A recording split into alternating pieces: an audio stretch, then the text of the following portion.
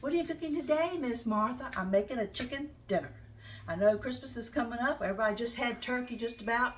Oh, this my oven's preheated.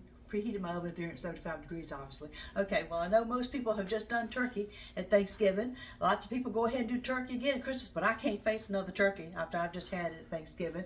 We're watching our cholesterol around here, so we can't do the Christmas ham anymore. Sometimes I do lasagna, sometimes I'll do duck.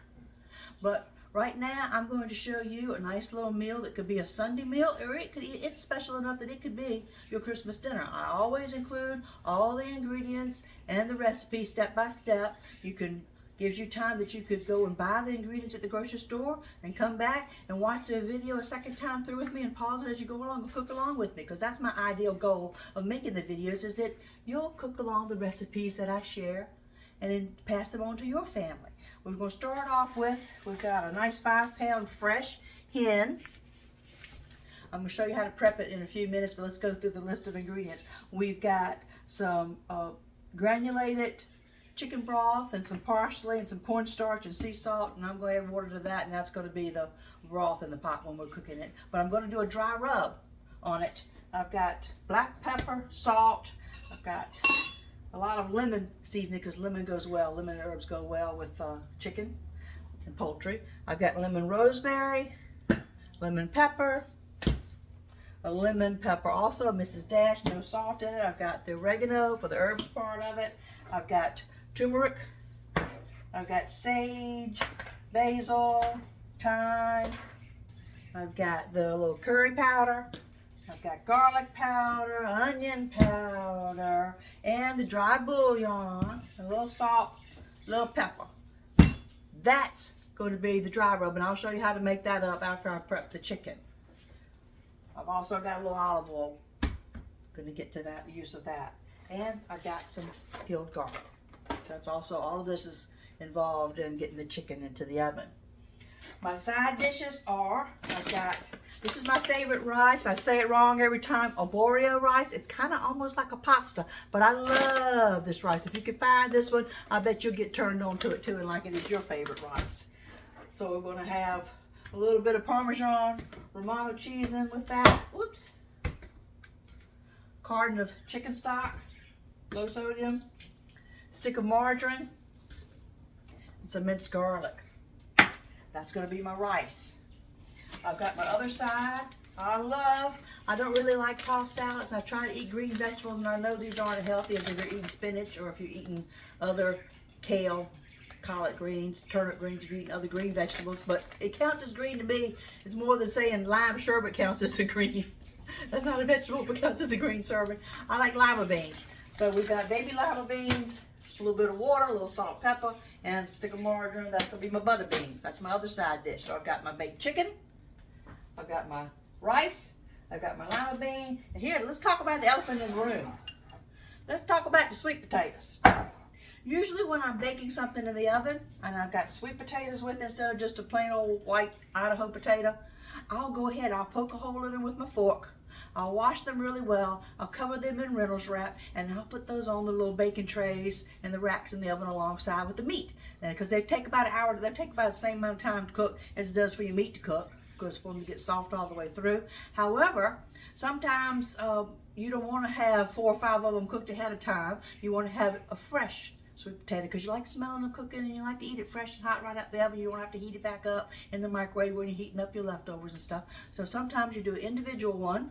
And like my husband, he just had venison the other day. He almost used up all of his sides, and I thought, I've got my sweet potatoes ready to go with my chicken that I'm going to cook in a couple days. So we'll go ahead and I'm just going to put the fork, poked a hole in it, put it in the microwave, and it was a little bit smaller than this potato. It only took 5 minutes, and got it out, and I started trying not to burn my hand. I was trying to get the little peeling off of it. My husband walked in the kitchen, goes, "What are you doing?" And I said, "I'm going to let you have a sweet potato with the rest of the dinner." He goes, "Why are you peeling it?" And I said, well, we've been married 33 years, honey. I'm 62 years old. I've always peeled sweet potatoes. You don't eat the peeling. He goes, oh, I just read the other day you're supposed to be eating the peeling. If you throw away the peeling, you're getting rid of 62% of the fiber. So I looked it up. I said, wait a minute. I had to go to Google, and I Googled it, and it says, yes, you can eat the peeling of your sweet potato. The nutrition you're getting from it is fiber. And I thought, I'd rather eat some shredded wheat than to eat the peeling off of a sweet potato. But I'm going to do these just one at a time, what he wants to eat that, decide, depending upon the size of the potato. This is a single serving here. The little small ones I would do 2. I'll poke a hole in it. I'll do it right when the chicken's coming out, right before we're getting ready to eat. I'll poke a hole in it. I'll bring it out, and I'll leave it like that on his plate. He can just cut it up and put a little bit of butter on it. Well, we don't use butter, margarine. I say butter, but I always mean margarine. I don't even buy butter anymore because it's cholesterol, you know, my enemy. So he can eat all the peeling he wants on his sweet potatoes. Let me know, do you eat the peeling on your sweet potato? I've never heard of that. I've never done it, and I don't plan to do it. But I'm gonna let it, you know, in the interest of harmony, in a marriage of 33 years, you learn to make compromise. He wants to eat his peeling, you go ahead and eat it. I did Google to make sure it wasn't gonna kill him if he did it, because sometimes you get these wacko kind of stuff that you hear on the internet and the TV, these health crazes, and you know, I had to Google to make sure it was all right, and it says you can eat the peeling of the sweet potato. So, first thing I gotta do is wash my chicken. You can tell by looking at it here, it's got some juice in it, so we're gonna open him up inside the sink and rinse him really well, and I'll bring him, pat him dry, and we'll come back over here and mix up the dry rub, and we'll get to rocking and rolling on the dinner here. Thanks for watching. Hold on now, you go fix yourself a cup of coffee while I'm cleaning up the chicken. Okay, I've got my chicken rinsed off in cool to room temperature type water. I don't want it too cold because it cracks your skin on your hands, but you don't want hot water when you're washing. So I've rinsed my chicken off really, really well. Pulled out any little, you know, giblets up in its woohoo area. And this one did have it. It's got the neck, the heart, the liver, the gizzard, and some little fatty tissues were in there. And I'm going to go ahead and put this on with 2 cups of water. It's not very pretty looking, but it's tasty. It's going to make my stock. So I'm going to let this start boiling over there on the stove top. With 2 tablespoons of granulated chicken bouillon to help give it a kickstart. Dash of sea salt. Dash of parsley.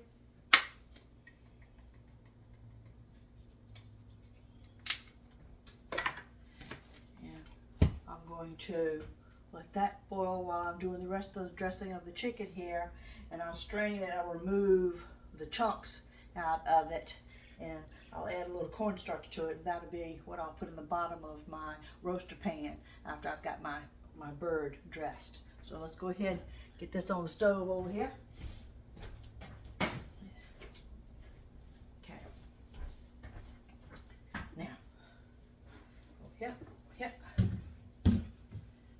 wash my hands because I can't remember if I touched the giblets, but you can't be handling other stuff when you've touched raw meat, so I'll be right back. Okay, before I make my dry rub, I've got to show you how to get the chicken ready, or the hen, or the turkey. You're gonna have to handle your meat a little bit here. You can either do it with the back of the spoon, or you can take your fingers and you want to go in here, up under the skin. Up under the skin, don't break the skin. Be careful of your little diamond jewelry. Can you see? Separate the skin. Bring that up, because that's where you're going to stuff up under my garlic cloves, and my dry rub's going to go up under there as well as on top of the skin. That way, I'm going to have a nice crispy skin. I already did this over in the sink. I already separated it, and I rinsed up under there really, really well. So, I'm just showing you. Get your skin separate. Now I got to wash my hands again.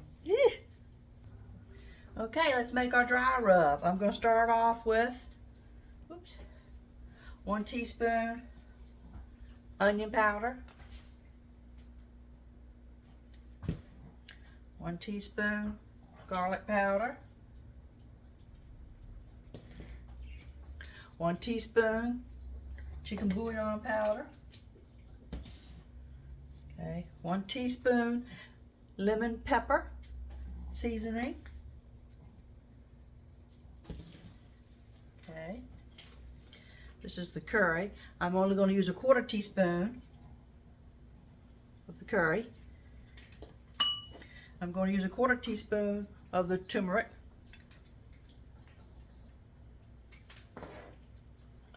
Okay, here more of the lemon ones. Here's a lemon pepper, salt-free, Mrs. Dash, 1 teaspoon. Oh, got stuck together. Well, I've got some moisture in that one. Well, I don't know what happened to her. She's been up in there for a while. Let's do an audible and I can't get that out. I'll soak it out later. Waste not, won't not. So I'll use 2 teaspoons of the lemon rosemary since I couldn't get that one lemon out of the container. And I'll use 1 teaspoon oregano leaves. Okay, I've got basil, 1/2 teaspoon. Sage, 1/2 teaspoon. Thyme, 1/2 teaspoon. Okay, 1/2 teaspoon salt.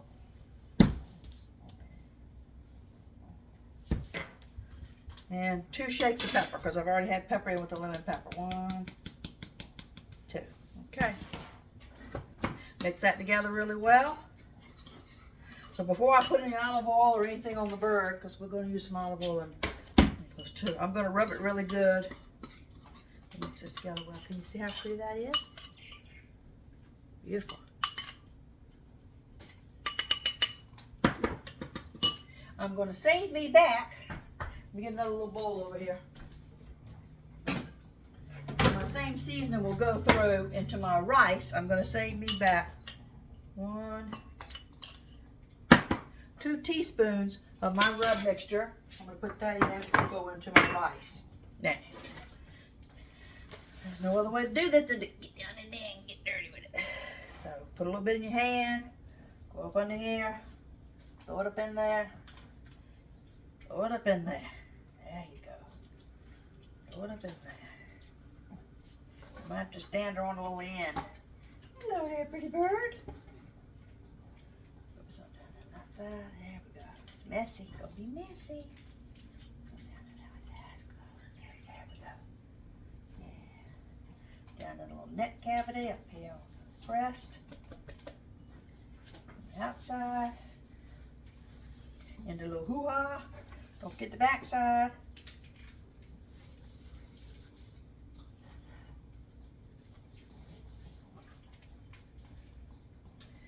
Get it really good up in there. Let's go back up there. Let's go. There we go. Up, go. Now, I'm gonna let this sit for a minute. Obviously, gotta wash my hands. While I'm letting that dry rub settle into my bird here, before I'm going to do a little olive oil and stuff the garlic cloves up in it there.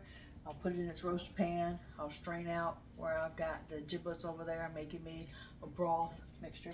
I'm gonna go ahead and get my side dishes going here. I don't have to do anything with the sweet potato because like we discussed earlier, I will do it individually so he can eat his stupid peeler that he wants to eat. Good for him though. I'll go ahead and get my butter beans. Scissors.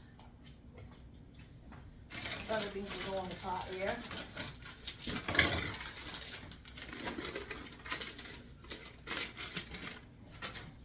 Of margarine.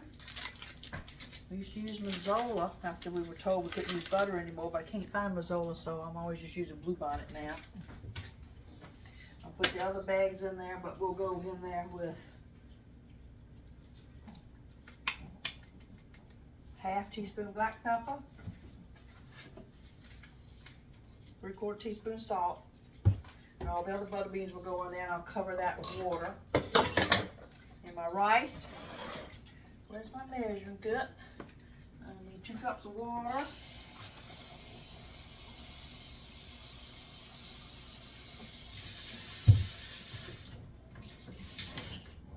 Okay. Set that aside. Okay, now into my rice dish here. 1 quart of chicken stock.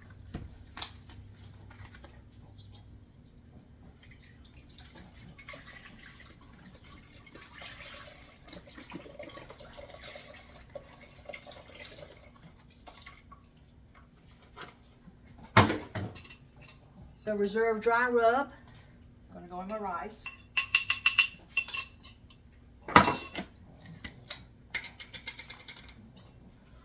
One teaspoon of minced garlic, go in the rice.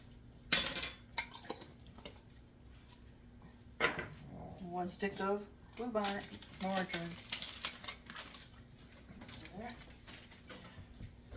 Let me check. I gotta check on the stove over here on my giblets. Get me a small cup. I will use 2 cups of the Arborio rice. I can get in the bag here. There we go. 2 cups of rice.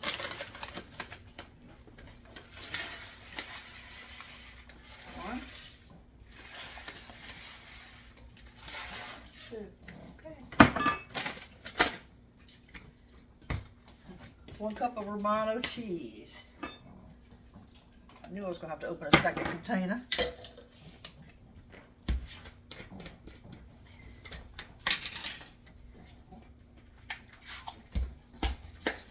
Oops.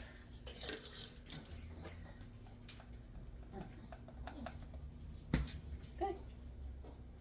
I'll mix that together. Once it's over on the stove, I'll finish putting my beans in, and then we'll check on the broth we've got cooking. Okay, my 2 cups of water. We're going to butter beans here. Ooh. It's going to need another 2 cups.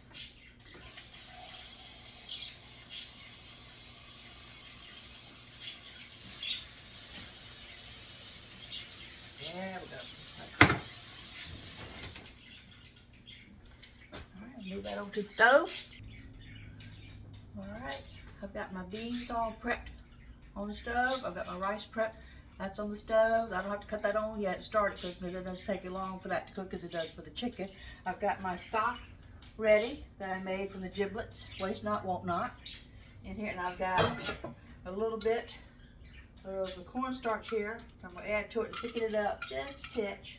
I'm not trying to make gravy.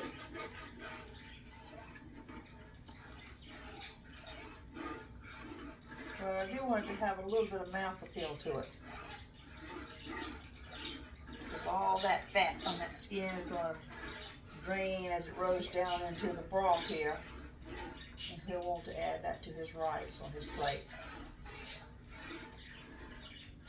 Okay. That'll be fine. I've prepped my roaster pan. I've sprayed it with non-stick spray. I could have just wiped it down with olive oil on a paper towel. Let's get to going here, stuffing the garlic up in it. We'll put it in the pan, and then we'll drizzle a little olive oil on top, and we'll pour the broth around the side.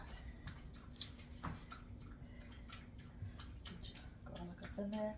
Try not to break the skin.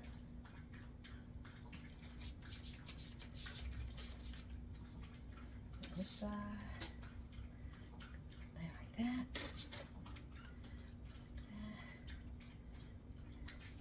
You know, my husband loves to eat just the garlic itself when it's all roasted. Coming from this way. There you go. Some over here. But the flavor will get all down into that chicken breast. It's delicious. Let's see if I can get me another one down here. Okay. It doesn't look too pretty right there. It's like it's got some kind of tumors or something going on. Poor baby. There's a good girl. Okay. Put some down in the top. Get up there for me. Here we go. Should be a clean shot. Don't want to come out the other end. There we go. And I have a little bit left for the next meal I preserve. I could put the bird in here like that. Okay, you know the deal. Oh, I don't even have a clean finger to pause the camera with. See if I can use my knuckle. Okay, we're at the finishing stages of prepping the bird, and this is what I love about this is I don't have to go in there and baste it every 5 minutes, because when a roaster pan, a metal roaster pan and metal lid, it just seals all the juices in there, and the steam gets on the lid and it falls back down onto the condensation. Science, condensation, evaporation. Okay, I thought it would be easier if I poured in with my measuring cup and then trying to pour it out the pan, not get it all over the counter. I'm trying not to get it on the bird itself. If I spill some on the counter, I'll wipe it up. Yeah, then I did spill some. Okay.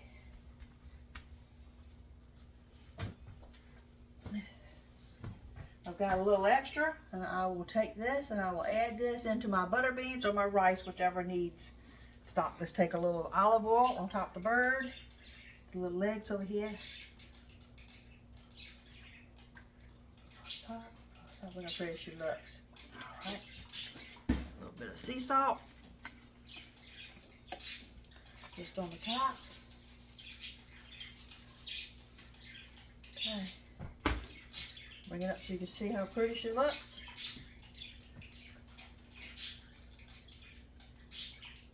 Okay. My oven is preheated at 375 degrees. So go in there and she will bake for an hour and a half maybe. We'll see. Wait, your modern day cooks, they're using their meat thermometers and they'll tell you cut it to such and such and such amount of degrees.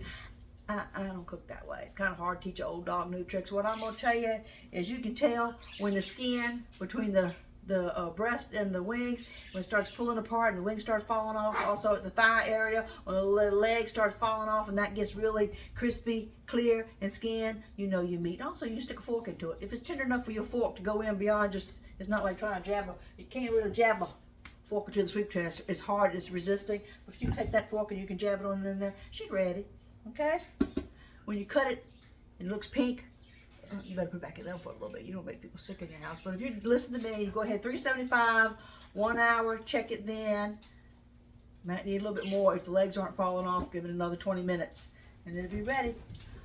After this is about 30 minutes into the oven, I'll go ahead and I'll turn on the rice and I will turn on the butter beans and I'll let those cook for the last 45 minutes of where the bird is cooking here. And like I said, he wants to eat the peeling on the sweet potato, so I'm gonna wait till he comes in the door and he's ready to eat dinner that night. And I'm getting ready to plate everything up for him after he's had his shower, and I'll throw one in the microwave for him so he can eat his sweet potato peeling. Obviously, I'm not going to leave the camera paused for an hour while the bird is cooking, hour and a half or so. So I'll just make the thumbnail the finished bird so you can see how pretty she looks. Thank you for watching. I'd really appreciate it if you like and subscribe, but you know, you don't have to. That's not why I do it. I do it just because I don't have a daughter to share the recipes with, and it's fun to feel like I'm cooking with somebody else in the kitchen. My mother's passed away, so I don't have her to cook with anymore. So I feel like I'm cooking with somebody and not all by myself. So thanks for being with me today, and God bless. I hope you'll make this dish.